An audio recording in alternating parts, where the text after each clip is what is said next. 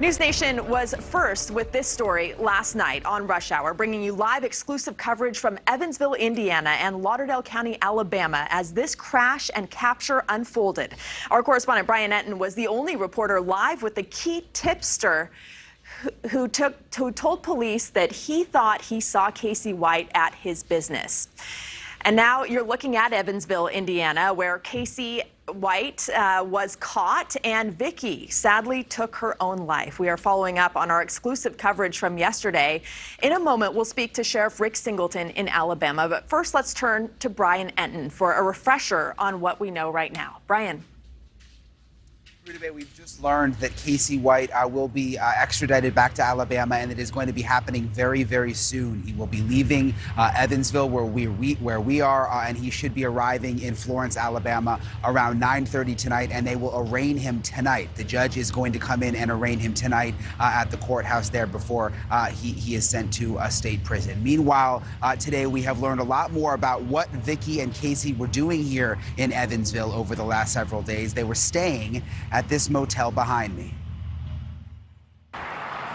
The Vikki and Casey White manhunt ended in this crash, and now we're getting our first look at what was inside the getaway car. $29,000 in cash and an AR-15, 4 handguns, a taser, and multiple rounds of ammo. The Vanderburgh, Indiana County Sheriff says it all would have ended much, much worse if they hadn't done the pit maneuver and stopped the couple. And we later found out, had they not done that, the fugitive was going to engage in a shootout with law enforcement. The sheriff says Vikki White was shot and killed. He says all indications are she took her own life, but he can't say for sure until the coroner finishes his investigation. This is what dispatchers were saying on the radio. We could hear her on the line saying she had her finger on the trigger. Shot victim. Female is still armed. Detectives say the couple was staying at this motel just across the street from the sheriff's office. They wore wigs when they were coming in and out. The manager says he never saw them, and it was a local person who rented the room. And they did not even use fake ID or nothing. Somebody else checked in officially, and then they were visiting them, technically.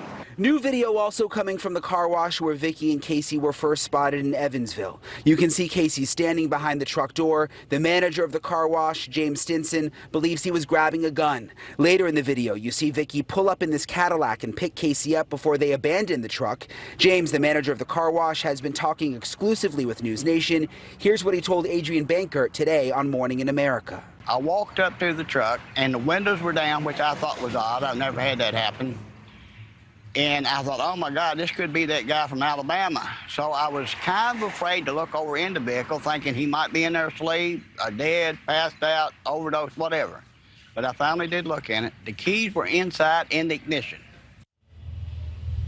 And it's really interesting what went down at this motel behind me. The sheriff told us that it was actually a homeless man who initially paid for the room for Casey and Vikki, that the couple had paid this homeless person to get the room so that they could avoid going in and avoid the surveillance camera. And I just spoke with a different manager who said that she actually saw Vikki White yesterday, that she came in the office in disguise in a wig with red glasses, and that she was paying for the next week. So obviously interesting that they've been right here at this motel, which is, by the way, right across the street from the sheriff's office here in Evansville. I want to bring in Sheriff Rick Singleton. This is the sheriff from Lauderdale County, Alabama. He is, of course, the sheriff in the area where all of this began. It was his jail where Vikki got Casey out and where this whole manhunt began. Sheriff, thank you for joining us. The first thing I want to ask you, we know that this extradition is happening, that Casey White is going to be leaving Indiana. What can you tell us about that? What's the time frame? What will be happening tonight? We expect them to get back here in Florence around 9:30 to 10. We have a judge on standby who will be on the bench when they arrive. He will be immediately carried before the judge to be arraigned on the escape charges. As soon as that arraignment is over, he'll be placed back in the transport vehicle and transported directly to the Alabama Department of Corrections. Okay, so you mentioned the Alabama Department of Corrections. Was there a decision made not to take him back to your jail? Absolutely. He has these charges waiting. This is obviously sort of thrown a monkey wrench in the process as far as his trial for capital murder. So they'll have to take some time to figure all that out and sort it out. But at some time, he will be brought back to our facility. One thing that alarmed me was talking with the sheriff here in Evansville today, and he said that Casey told them that he planned for there to be a shootout and that he wanted there to be a shootout. That's how he wanted this to end. What can you tell us about that? I'm not surprised. You know, he's a very dangerous man. We said that from day one. We know what he's capable of, and he's very capable of carrying out that exact plan. I don't know if that was their plan or not. Obviously, if he told the sheriff up there it was, then I take him at his word. But it would not surprise me because he's that kind of guy.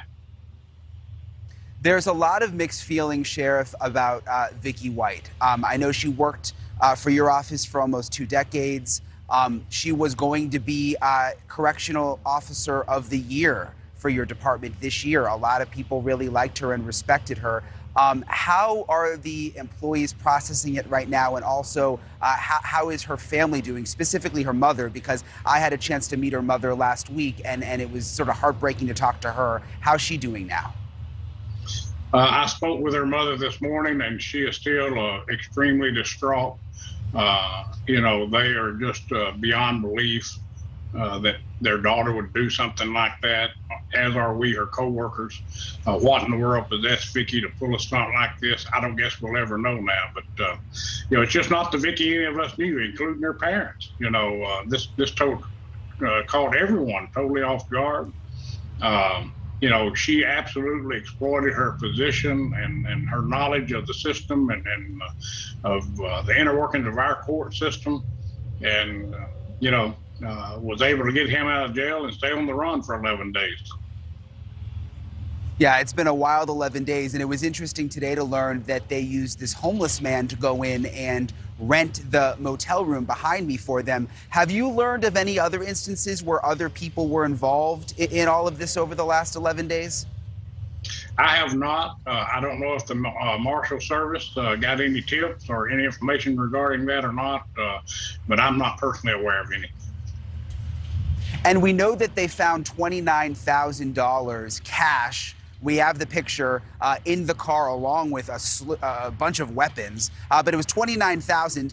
It was my understanding that she was possibly on the run with $90,000. Do we have any idea where the rest of that money is? No, obviously not. I would assume we know that they left the Tennessee area where the Ford Edge was abandoned in that black pickup truck, but that truck was not stolen. So I guess it's logical to assume they bought that truck, probably with cash. Where they got the Cadillac that they were eventually caught in, I don't know. But there again, if it wasn't stolen, you know, they obviously probably purchased it. Yeah, it appears they at least purchased a couple of these cars along the way, so that would make sense that that's where some of the cash went. Sheriff Rick Singleton, thanks for joining us again. I'm sure it's got to be a feeling of relief knowing that this man will be on his way back to Alabama tonight and that all of this is going to be over. Absolutely, and thank y'all for the coverage you've given this case, because the media has been a tremendous help to us in locating them and getting him back in custody. You got it. Thank you, Sheriff. Okay, so Rutabaga, you heard the sheriff say Casey White will be extradited tonight. He should be arriving in Florence, Alabama around 9:30 tonight, and they are going to have a special court hearing tonight. The judge is coming in to get this process going. All right, Brian, great reporting. Thank you. And in case you missed our exclusive coverage, head to our website, newsnationnow.com, or our NewsNation Now app. You can also sign in for news alerts to stay on top of more stories like this one. Thank you for watching. Click the red subscribe button below so you can get more of NewsNation's fact-driven, unbiased coverage.